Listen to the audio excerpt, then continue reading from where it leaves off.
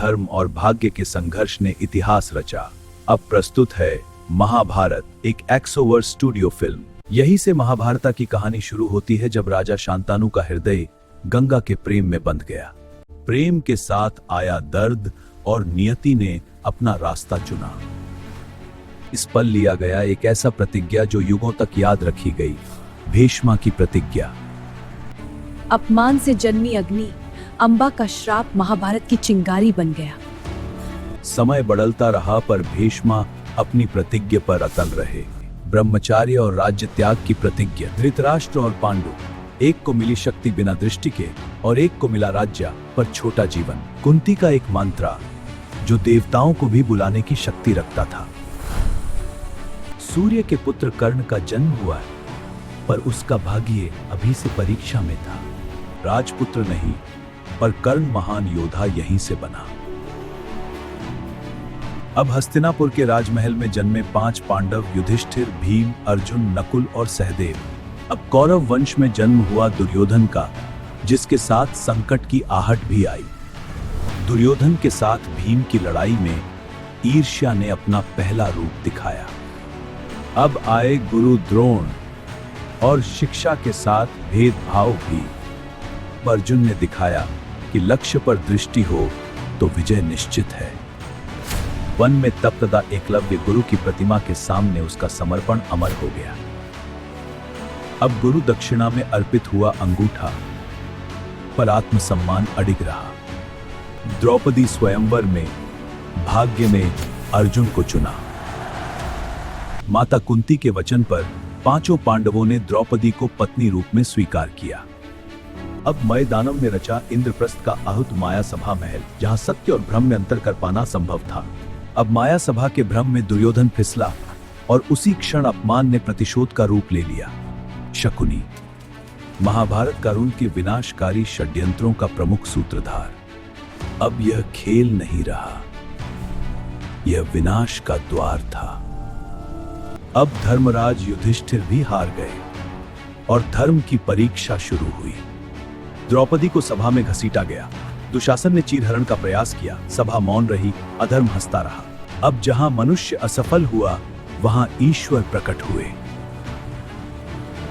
अब वनवास आरंभ हुआ, पर पांडवों का संकल्प पहले से भी अधिक दृढ़ हो गया। जब वन में आशा क्षीण पड़ने लगी, तभी कृष्ण आए और संघर्ष को दिशा मिल गई। युद्ध टालना असंभव था। महाभारत का महायुद्ध आरंभ होने को था। अब कुरुक्षेत्र की धरती तैयार थी, जहां धर्म और अधर्म आमने सामने खड़े थे। अभी यहां अर्जुन का हृदय कांप उठा जब अपनों के विरुद्ध शस्त्र उठाना पड़ा। तब श्री कृष्ण ने गीता का ज्ञान दिया और कर्तव्य का मार्ग दिखाया। फिर शंखों की गूंज आकाश चीर गई। तभी धर्म और अधर्म का निर्णायक संग्राम प्रारंभ हुआ। भीष्म के नेतृत्व में कौरव सेना प्रचंड हो उठी। उनके प्रहारों से पांडव डगमगा गए। अर्जुन का धनुष उठता था, पर उसका हृदय हर बार ठहर जाता था। सामने पितामह भीष्म खड़े थे। अर्जुन का मन युद्ध से पहले ही टूट रहा था। तभी हुआ शिखंडी का प्रवेश। उन्हें सामने देख भीष्म ने शस्त्र झुका दिए। तीरों की शैया पर लेटे भीष्म पर इच्छा मृत्यु तक उनका तेज अडिग रहा। भीष्म के बाद जब द्रोणाचार्य ने सेनापति पद संभाला, युद्ध और भी निर्दयी हो उठा। युवा अभिमन्यु आगे बढ़ा। चक्रव्यूह में प्रवेश तो जानता था, पर निकलने का रहस्य नहीं। अभिमन्यु ने अकेले ही महावीरों को रोके रखा। उसकी वीरता रणभूमि में गूंज उठी। जब नियम टूटे और सबने मिलकर वार किया, वीर गति ने अभिमन्यु को अमर बना दिया। पुत्र के वध का समाचार सुनकर अर्जुन ने शपथ ली, सूर्यास्त से पहले जयद्रथ का अंत होगा। पर कृष्ण की युक्ति से समय थमा सा लगा और अर्जुन का बाण लक्ष्य भेद गया। अब कौरवों की आशा कर्ण पर टिक गई। दान पर भाग्य से संघर्ष करता योद्धा।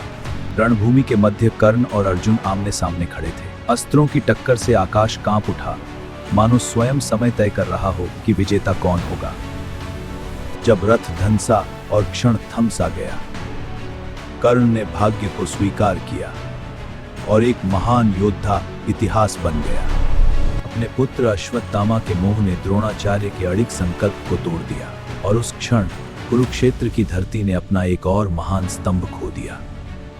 पिता द्रोण की मृत्यु का समाचार सुनकर अश्वत्थामा का क्रोध और उस अंधेरी रात में उसने ऐसा अधर्म रचा जिसकी गूंज युगों तक पृथ्वी पर सुनाई देती रही। भगवान श्री कृष्ण ने अश्वत्थामा के मस्तक से उसका दिव्य मणि छीन लिया और उसे जीवन तो दिया, पर ऐसा शाप भी दिया कि शांति उससे सदा के लिए दूर हो गई। भीम और दुर्योधन की गदाओं की टक्कर से धरती कांप उठी और जब भीम ने नियम तोड़कर दुर्योधन की जंघा पर प्रहार किया, तब वर्षों से जलता वैर अंत की ओर बढ़ गया। पराजित दुर्योधन शांत झील के किनारे पड़ा था।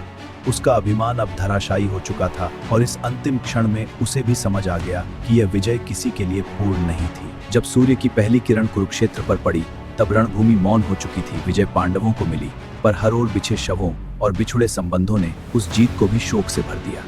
शोक में डूबी गांधारी ने कृष्ण को शाप दिया, जैसे कौरव वंश नष्ट हुआ वैसे ही यदुवंश भी नाश को प्राप्त होगा, और कृष्ण ने उसे शांत भाव से स्वीकार किया।